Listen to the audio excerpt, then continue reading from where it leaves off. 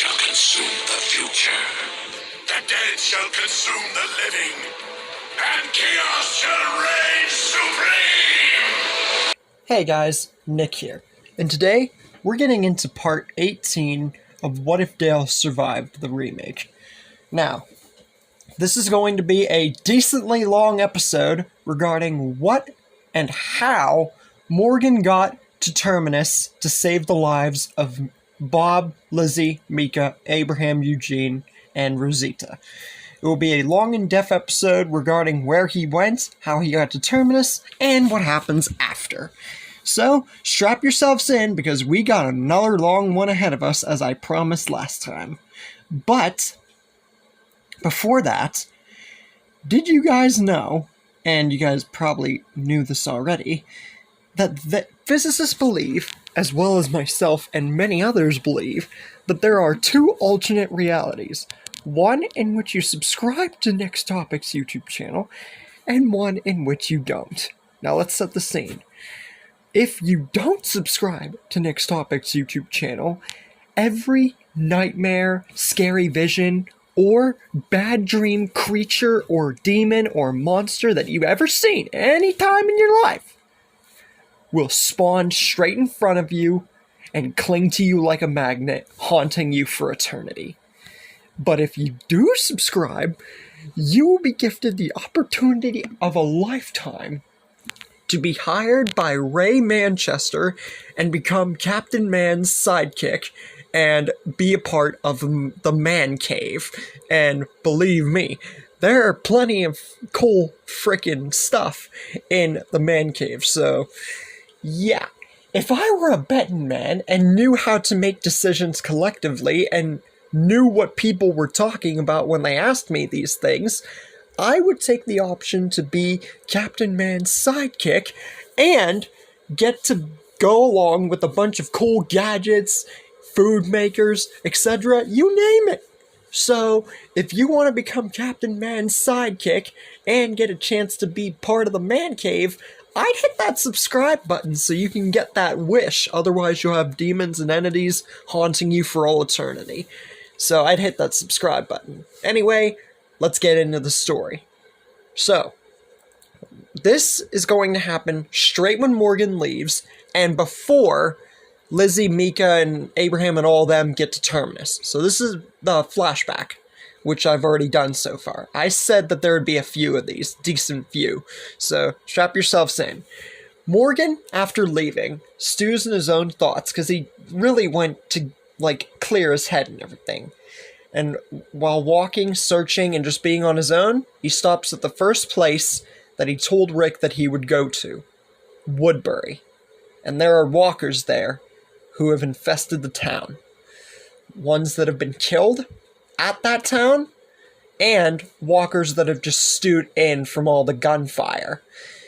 Because even though Woodbury wasn't flamed and destroyed as the governor did it in the original, it still drew a lot of walkers from gunfire and everything, and it's still infested with walkers. Because like the prison, they're not just going to leave it alone. Walkers don't care. So, Morgan, seeing and knowing this, begins to take them down. One by one, another after another, Morgan takes down every single one of the walkers that comes his way. And at first, it doesn't seem like a few, because they were here a good minute ago. Like a good minute. But it wasn't long enough for, to him, walkers to infest the town. But he's kind of wrong, because half the town on its own has a bunch of walkers, and it seems like they just keep coming. But more and more, as he continues to kill them, Morgan begins to not care how many there are, and begins to keep killing and killing. The hesitation, the fear about getting killed or bitten, that begins to leave him. And soon enough, Morgan's monstrosity nature, his clear side, begins to resurface. His eyes turn a blood red. And he keeps on killing and killing, one by one. And the more that he kills, the more monstrous he becomes. Red, visioning in his thoughts, his mind completely clouded. Him only having that one objective that he had before Rick came back to him. Clearing anything and everything that got in his way. And he just keeps on killing and killing without stopping. And this would be something very sick to see. Morgan taking on an entire town of walkers. We've seen Morgan do unbelievable things and pull up to a lot. But taking on an entire town alone, full of flesh-eating monsters? That's a very tall order, especially for even a main character. I mean, Rick blew up a bridge and killed all the walkers there, but that's beside the point. Anyways, soon enough, after what seems like hours, all the walkers, probably over 100, maybe 150 max, I'd really put it at, are killed, and right at the gates, Morgan stands, calmer, cooler, and triumphant. This wasn't his end goal. His end goal was to search the town for more survivors and to just clear his head, but he feels like he might have just went a bit overboard than he thought he would. Now he's actually seeing like, oh crap, I just took on an entire town. And then at the entrance, he spots things on the ground he didn't before and claims them. Daryl's crossbow, Michonne's blade, Dale's rifle, Tyrese's hammer, and the governor's burst assault rifle. And once he stops at that weapon, he stops entirely. Because he recognizes who the weapon belonged to. All the other ones, he had a clue about who they belonged to, not really seeing or caring about much before he shot at the governor and it all went to crap. But he knows who this weapon belongs to full on well. And that the governor and him both changed the outcome of this entire apocalypse and the story. And he just looks to the side, looking at all the dead bodies on the ground, and it's like, I did this. I'm the one who caused this to happen. Had I not shot, everyone would still be alive right now. And Morgan would hold this in high regard, knowing that he should have just stayed at that apartment. No matter how much Rick wanted to talk him out of being, so sorrowful, it's just not enough. But he feels like getting these weapons and everything, and honoring the memory of those who fell and everything, that'll make up for a lot. And so, he moves away from Woodbury and the doomed town. Soon enough, in the woods, the same woods that Morgan from Season 6's flashback went to, he sees the two people that he killed in the original, but this Morgan doesn't kill them. Now, why is this? Well, like I said, besides killing all those walkers in Woodbury, Morgan is not in the clear state as of this point. Because if I were to put him in the clear state after Woodbury permanently, then it would etch the entire point of Rick throwing him to the ground and snapping him out of it. And it would defeat his whole purpose of going out and clearing his head and getting these weapons to honor his own mistakes. So if I made him kill these two people and made him, go clear mode or anything, that would defeat the entire purpose. And I ain't gonna do that. That would demolish Morgan's character. So, he just leaves the two alone and just lets them go. They don't even know where he is. They didn't when he killed them. Soon enough, he comes across a familiar setting. Eastman's setting. And before he can even vacate the premises, because he's not planning to stay here this time, Eastman confronts him about who he is, why he's here, and where he's going. Morgan says that he has no interest in fighting him, killing him, or anything like that. If anything, this place would just be good to get a few small things. But he's not interested in staying here. He has to get back to his friend. He was just out and about. He's part of a smaller group, and he just needs to go. He doesn't care to elaborate too much, even if it is just one lone man. But Eastman says he doesn't have to go right now. He could stay for a little if he needs something or something. And what's the point in just rushing off? Doesn't he want to, stay and know who he is, maybe get some help?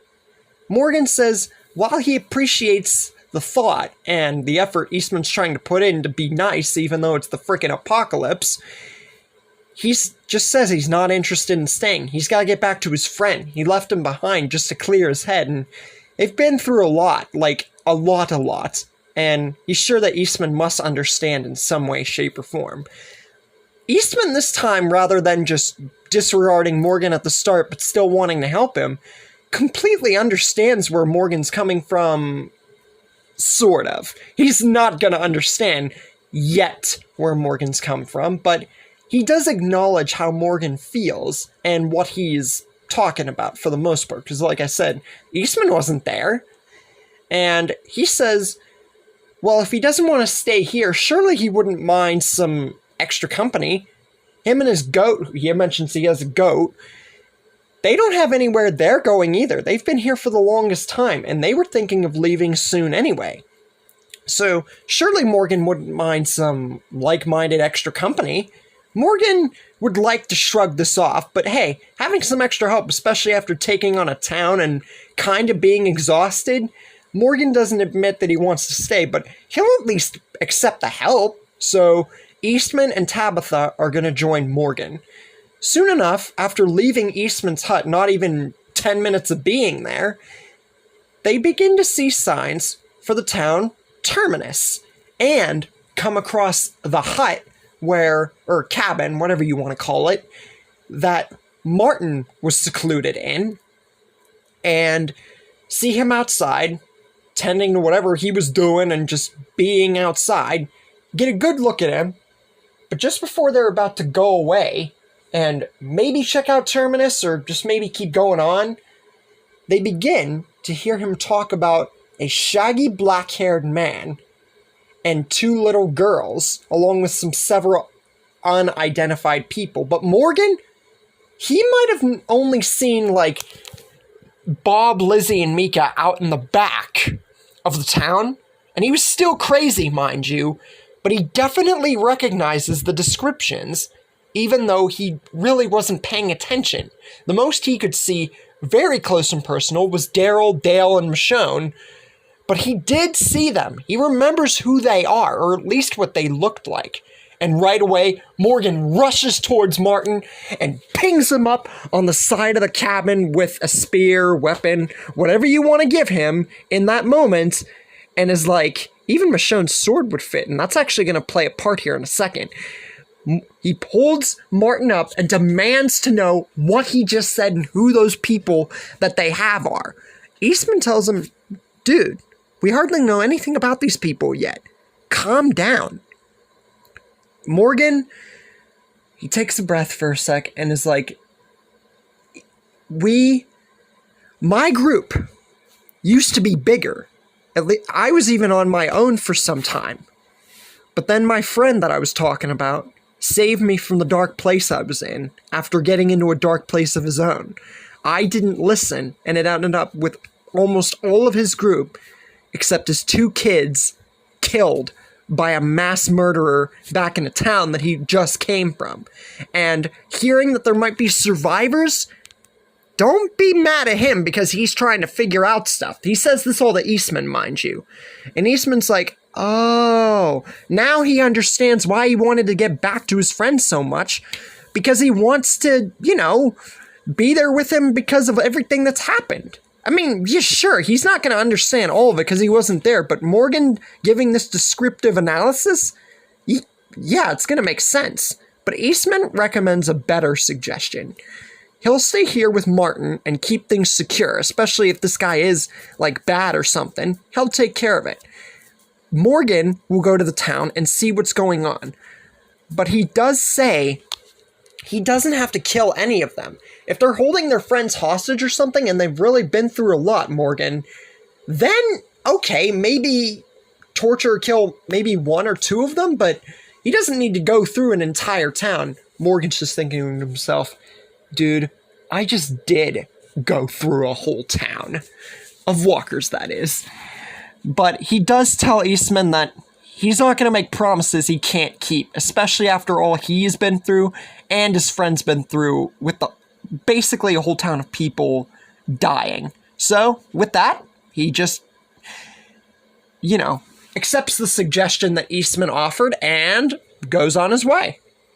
Meanwhile, Eastman stays with the likes of Martin, who he does tie up like Tyrese. And this would spark a very familiar conversation between Eastman and Martin, sort of like Tyrese and Martin. It would be almost the same, except a little bit different regarding Eastman. He would have more authority than Tyrese. But the minute he looks away, Martin strikes. And he's not going to have a baby that he's holding at hostage point this time, but Tabitha. He gets Tabitha straight by the neck and is like, dude, drop the stick and go outside now, or this goat is going to be my next lunch meal. And even though it's not man meat because, it's a baby, it was a baby in the original, but it's a goat now, it's much different. Eastman says that he doesn't have to hurt her or anybody, but Martin says, tough luck, dude. Don't make me kill your little goat here. I mean it about turning him into lunch. Eastman's like, I shouldn't have turned my head. I shouldn't have told Morgan to go that way. Now I understand why he probably is going to go end up killing all those people, because they're crazy. So, wanting to keep his goat alive, he drops the stick and goes outside. But there's a big difference, Eastman going outside. I bet you're wondering, is he going to die or get bit because of the walkers? Well, when Tyrese was sent outside, then busted back in, killed the walkers outside, and then busted up Martin something fierce. True, that it didn't kill him, but, he busted him up. Side note, and this all happened in Season 5. That's what happened in the original. But because it's Eastman, a different character, and it's not into the Season 5 territory yet. So we're still, nearing Season 5, but we're definitely a bit more away from Season 5 than the original in terms of what the story's going for so far. So that means that there's not going to be 10 walkers or a good amount of walkers around that area, even if there is an explosion, but rather there's going to be 5, maybe 3, 4, 5, something like that. It's definitely not as much, even with the explosion, which has not happened yet. So that means there's even fewer. So even though Eastman doesn't have his stick, we've seen him at least be able to fight somewhat without the stick in small bursts before he was killed, but this only lands him with tears in his shirt, and unlike the original where he was bitten on his back with the shirt, this time his shirt's just teared. So overall, he is able, like Tyrese, to fight off the few walkers near him, bust into the house, get the upper hand on Martin, grab his stick, trip Martin, and knock him to the ground. So, overall, a very impressive feat by Eastman, and Tabitha is spared a gnarly death. So, I'm actually going to give Tabitha a little bit of reprisal in this story, because many people like that goat. I honestly like Shiva and a few other animals more, but that's beside the point. Even we get to Morgan seeing Bob, Lizzie, and Mika, along with 3 people he does not recognize, but seeing these 3 people, he knew that they sounded familiar. And even though he didn't see or know too much about them before he, went red and went crazy, he still knows there's actually survivors, and he's got to save them. This will definitely please Rick, and might even, boost their efforts in surviving more. And then he shoots, just like Carol, and blows up Terminus, or, that part of Terminus. Gareth, he obviously, none of them know what's going on. And Bob is the only one in the room this time, because remember, those 4 people plus Clara, they took up the rules of pretty much, well, Clara took up the rule of one of them, at least, but Bob took up another. I feel that Abraham, Eugene, Rosita, Lizzie, and Mika would just be left in the train car. So, Bob, seeing his chance, breaks his restraints and throws one knife straight into Gareth's leg, and then another knife straight into one of the guards' shoulders. And with that, he slams his hand straight into the other guard while Gareth and the others are reeling in pain and goes to get the frick out of Dodge. Meanwhile, in the train car, the likes of Abraham, Rosita, Eugene, Mika, and Lizzie are all just completely unaware of what's going on, and they're like, are we being saved? Because Bob is the only one that was taken, and it's hard to believe for any of them that Bob alone could have saved their lives. Because I'm not trying to diss Bob in their perspective, but hey, it's going to be hard to believe. Morgan takes up the role of Carol fully and completely with the sniper and everything else. And then, like Carol, meets with Mary in the candlelit room, and after hearing her just completely go off with this, crazy behavior and, nature about eating people and everything, Morgan's like, no, none of that. I already dealt with one crazy leader, got a bunch of people killed. There's survivors. I ain't listening to this crap. And in a swift, awesome strike, Morgan uses Michonne's blade to kill Mary. And yeah, we get to see Morgan with Michonne's blade here.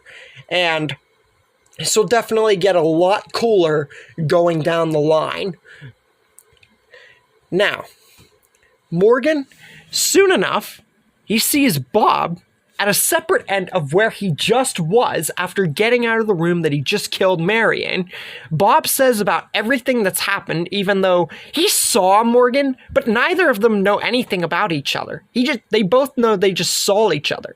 So Morgan, with the help of Bob, rescue everybody else from the train car, whatever you want to call it, and get back to the hut in which Eastman was at, where they both explain what just happened to each other. Morgan explains about the survivors here, and then the few people he doesn't know, but they know, Bob, Lizzie, and Mika. And then Eastman explains that he almost just got himself and Tabitha killed because he let his guard down around the guy Martin. But luckily, neither one of them sustained anything lethal. He just got a few tears on his shirt, and Tabitha is completely okay. Rosita, Lizzie, and Mika taking a very fond interest in Tabitha because, hey, you got some people here or people later down the line, they're gonna like the freaking goat because plenty of you, and I bet, and plenty of people on the internet really like Tabitha a lot more than I thought that people would. Heck, Shiva, I thought was the most important animal. But anyways, side note, that was just a side note. Abraham, after all this, is like, now that all that's done and taken care of, do you two, Morgan and Eastman, want to join us on our trip to Washington to, save the world? Because this was a ginormous sidetrack. And probably a bad move talking about Washington to these people. Things were going well, but honestly, seeing as what happened now, it would have ended badly either way. But Morgan says that he has to get back. The whole reason that he was out here in the first place was to clear his mind and just figure stuff out. He's got to get back to his friend Rick and several other people he left behind.